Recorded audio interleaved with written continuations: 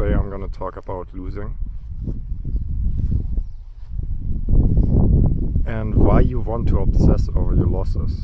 So a lot of people they like to stop after they failed. So they do something 2 times, 1 time or 3 times, and the moment it doesn't work, or it's not what they expected it to be, or they just don't see what they think they want as a result, they stop. So there's no consistency behind it, there's no practice behind it, it's just they they do something 1 time, and you see that a lot around, where people just do it 2 or 3 times and then they just entirely stop what they're doing, what they did there. But in order to be good at something, you have to practice it, right? In a video game, you would have to fail in some games 100 times before you reach the next level. But you do that over and over and over again, and you kind of fine tune, and you're like, oh, okay, so this doesn't work, I have to do it a little bit different.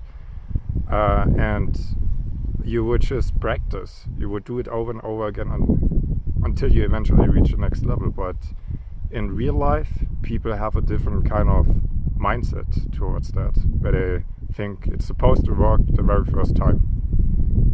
It's supposed to be the one thing, 1 time, 1 thing, and it's supposed to be the success.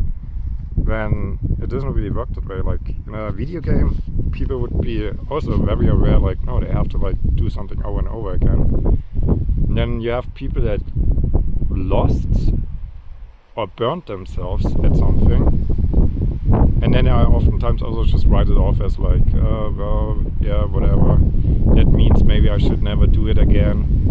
When in actuality, it's so important to obsess over your losses, because that's where the insights are. That's where you gain the value. So that's where you gain the additional knowledge, because you kind of figure out okay, what did you do wrong? Where did you go wrong? What moved you in the first place to do or act in a certain way and have that loss, or have yourself burnt with something, or something not working out? But a lot of people they don't do that. They write it off.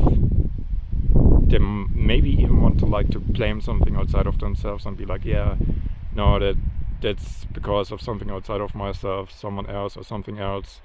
That's why I lost or burnt myself. When in reality, yeah, there might be outside influences, but you still have control over how you act in order to not lose,